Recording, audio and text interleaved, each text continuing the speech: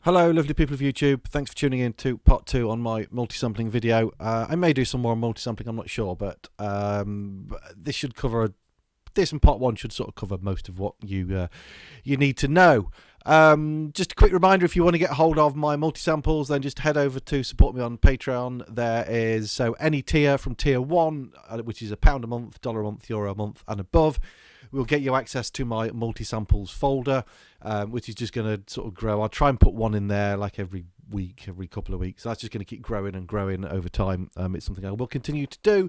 You can also, for Deluge users, you can also get hold of a copy of the contents of my SD card. I know 1 or 2 people have had a few issues with the SD card over the last week, in that it seems to work fine on my Deluge, but it's not kind of reading some of the kits and whatever. And I've no idea how to solve that. So all the samples are there. Everything is there that you need. The kits may not be set up properly on some of the synths, but everything is there that you need. You just need to make your own kits. So yeah, you know, I can't do everything for you. You're going to have to do some stuff yourself. But I've added some extra stuff in there. There's some new sample packs in there as well. There is about 14 gigabytes worth of samples and stuff on that card, which if you are supporting me from tier 2 and above on Patreon, you can get that as well.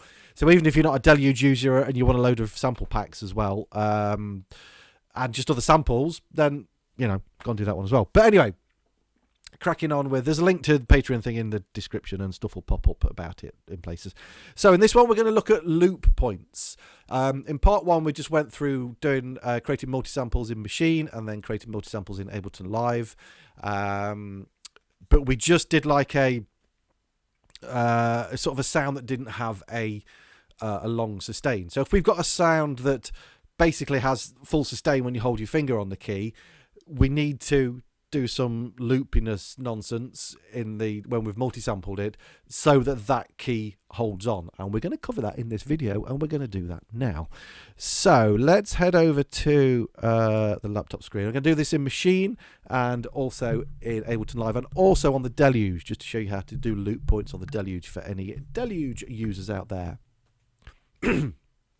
Okay, so in Maschine, I've just got their internal polysynth on, and I've just got the basic initialized saw wave sound, which is this. Okay, it's a basic note on, note off, nothing fancy, but when you hold your finger down on the key, okay, that's going to sustain forever and ever, and we want our sample to do that. So first thing I do is I'm going to do a quick multi-sample. So I've got it set up down here, which I went through in the last video. I'm just going to hold the note for 2 seconds because that's all it needs. It doesn't build up, there's no attack or anything. I'm going to just do a whole sample time of 3 seconds. My source is internal, and it's group A1 sound 1, which is the polysynth. I'm just going to do 1 note for the purposes of this. So stride is going to be on 1, and we're just doing C3 to C3. For this first one, okay, I'm going to turn I'm not going to have the loop on, because I'm going to show you how to do it manually, and then I'll show you how to do it with the automatic thing. So let's just do that. It should only take a second. There we go. That's now processed that. So we now, if we look up here, we can see we're on sound 2. So we're playing sound 2. We're playing that sample. And if we go over into edit, we get our waveform of the sample.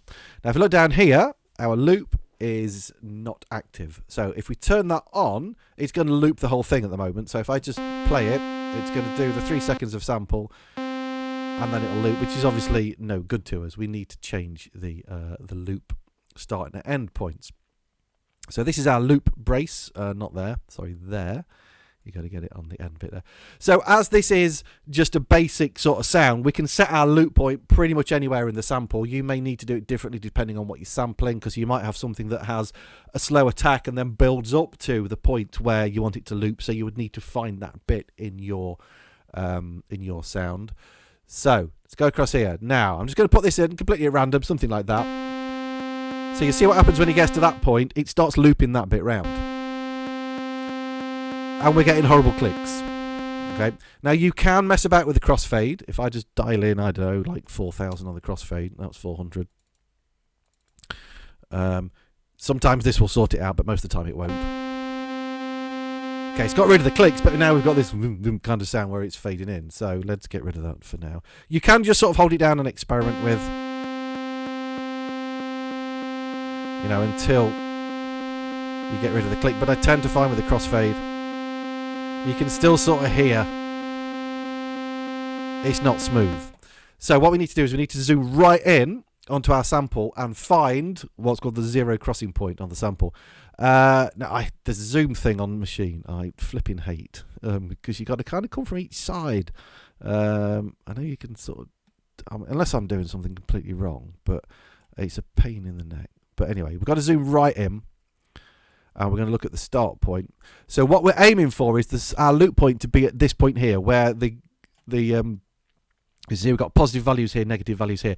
It's where it's crossing this black line. Okay, so that's going to be the start point. It's a bit rough and ready at the moment. Okay, so we've still got that click at the end, so we need to look at our end point as well now. So let's do the annoying zoom and get at the end. The zoom on, sorry Native Instruments, but the zoom on Ableton Live is so much more user-friendly. Right, so you can see this one is not on that zero crossing point. So I'm just going to bring this in across here, roughly to there. And there you go.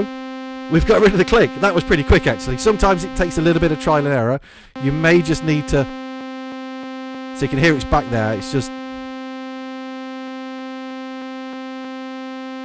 case of sliding that till it's gone. You can use the crossfade thing as well, just to smooth it out if necessary. But there we go. We now have our sustain point. So that's sort of how to do it manually in Maschine. The principle is basically the same in Ableton Live. If I just sample that sound again, what you can do is obviously we can have Maschine do the loop point for us, which is down here. So it will find the loop. I usually do trim silence, and I'll leave. Let's normalize this one for a change. So if we do that one, it's going to do its sampling thing. It's processing. And that's put us now into sound 3. So if we now go and look at our waveform, it's actually got rid of all the silence at the end. So that's done a pretty damn good job of looping that round. Now you can see the loop point on there is a lot bigger than mine was originally, but it's done it for you. You haven't got to faff about with it. So excuse me, if you've got a sound that you know you want, if you're using Maschine, you've got a sound you know that you want to have a good sustain on it, do the active loop thing. Sometimes it's a little bit off. You might have to just go in and adjust it how I've shown you, but a lot of the times it will get it spot on. So that's how to do it in Maschine. Let's switch over to Ableton Live, because it's a similar process, but there's a few slightly different settings to do in there. And then I'm going to do one on the Deluge as well to show you how to do it on there, because it's a bit of a faff on the Deluge, but it can be done. The only thing to remember while Ableton Live is loading in is if you're using Maschine and you don't do it with the auto loop, you're going to have to do that loop point on every sample. So let's just do a demonstration of that actually. So if we do, so I'm going to turn this off, the automatic loop thing, and we'll just do 2 notes on this time. Okay, so I'm going to C and a C sharp. And this is the way you're going to have to do it in Ableton Live as well. You're going to have to do every note separately. Not every note, every sample separately. Okay, so if I play my first C there, okay, so that's not looping. If I turn the loop on, okay, I'm not going to get it perfect, but you can hear it's looping. Now if I now play the C, you can see that one's not looped.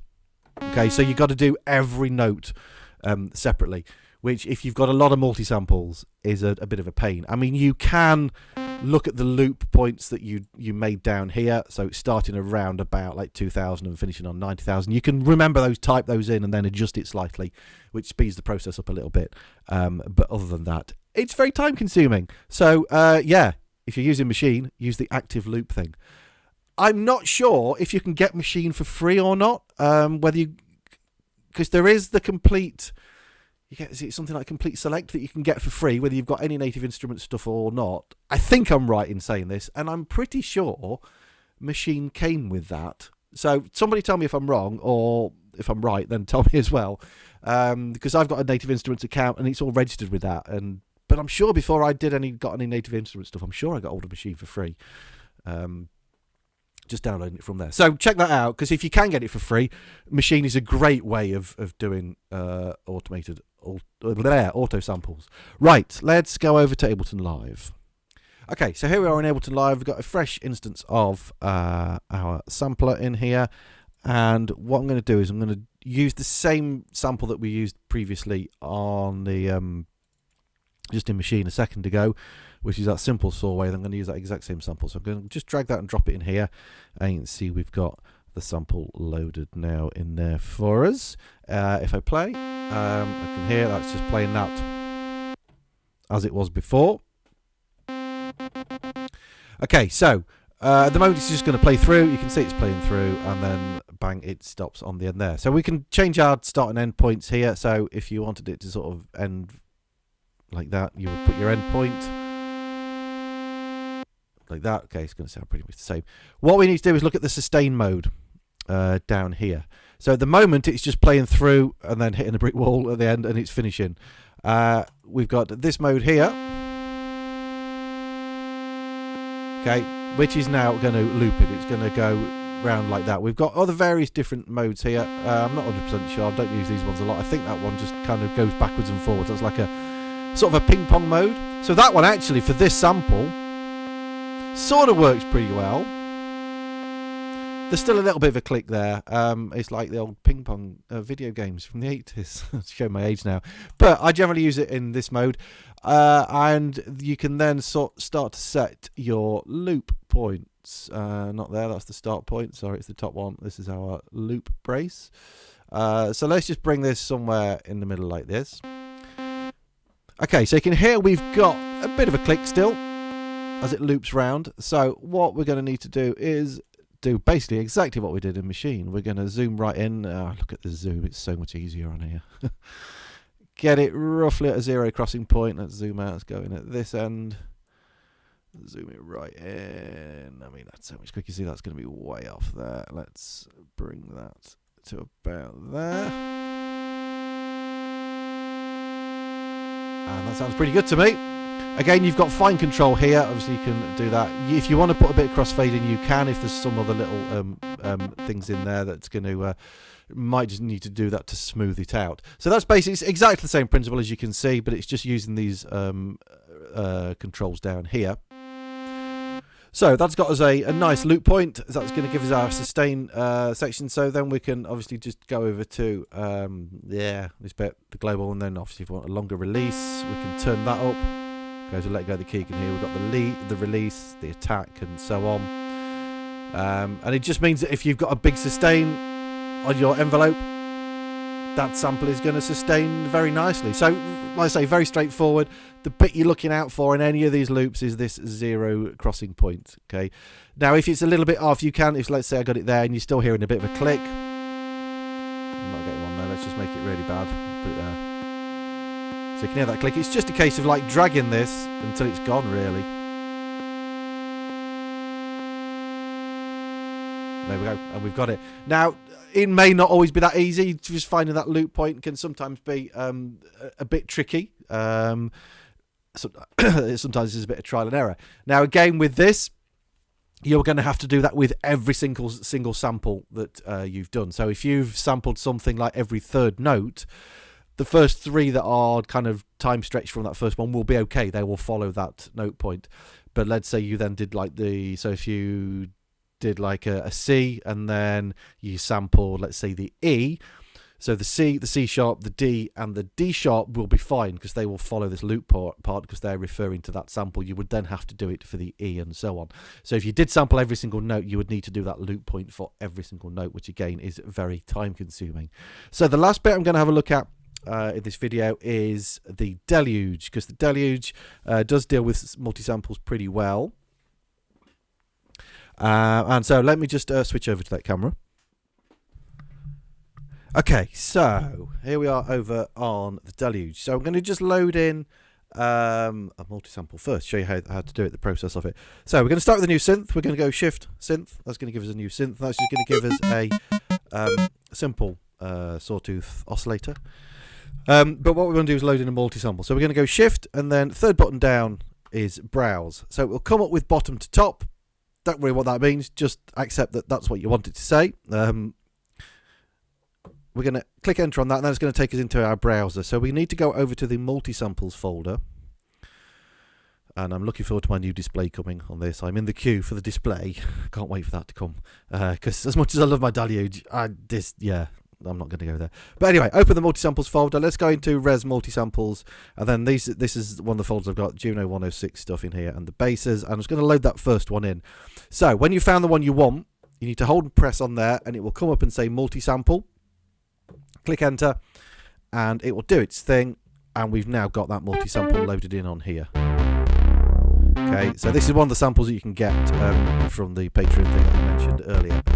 Okay, pretty straightforward. You've got it in there. You can sequence it. You can obviously do your envelope release and that kind of thing. Straightforward enough. So a sound like this, I mean, it's one that you might want to try and kind of loop round, because obviously you might get to that sort of point and think, okay, I want it to hold at that. So you would need to set the loop points. What I'm going to do is do this on I'm going to use the same sample that we used before, just the simple sawtooth wave, just because it's going to be a little bit easier to show you how to do it, because this can be quite a lengthy process on the Deluge. And again, you have to do every single note separately. So if you're doing a bass sound, you might just want to set those loop points on the notes that you're using, because it's pointless wasting time doing it on the ones you're not using.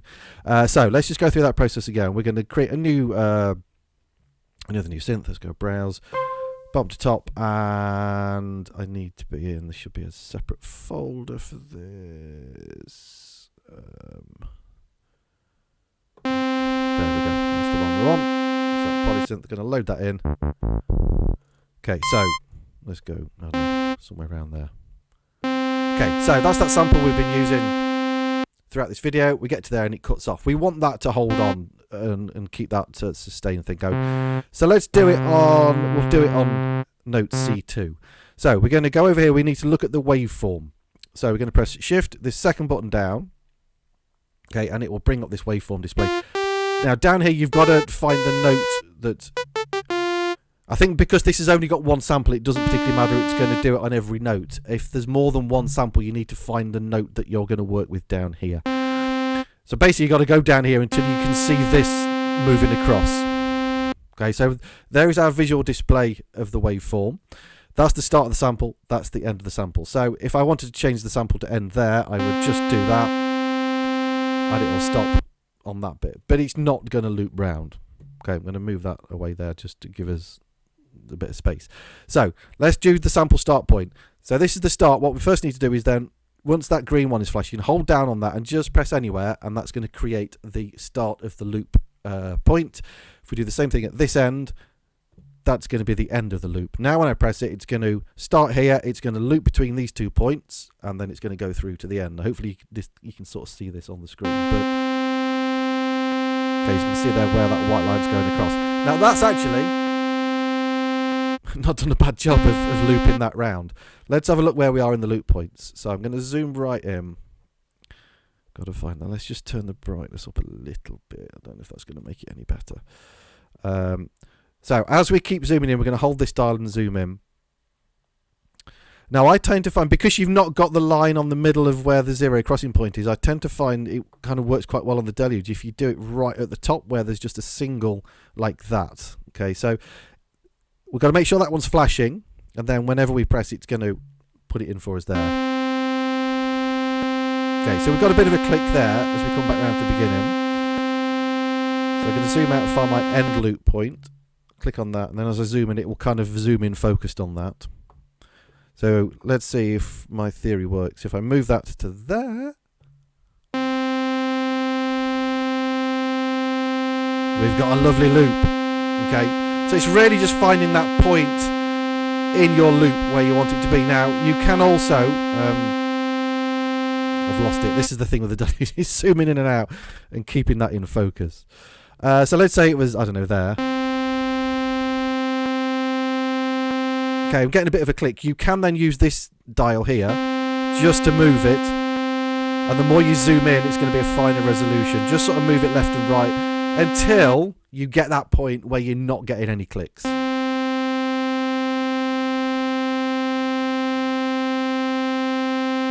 Okay, so that gives us a nice sustain. So we could then go in, let's come out of that now. Obviously we can then just start to change like the, put some release on it, some attack. And we've got a nice, actually just using that single waveform. We've got quite a nice, just sawtooth wave that you could use as an oscillator. Obviously we can. And basically what it will do is it's just taking that one sample and it's going to sort of stretch it up and down to make it go on the right key. But worked quite nice, that. Okay, so that is just from sampling one simple sawtooth thing. We can, start to mangle the sounds up with that and so on. So hopefully that makes sense for the how you do stuff with the Deluge.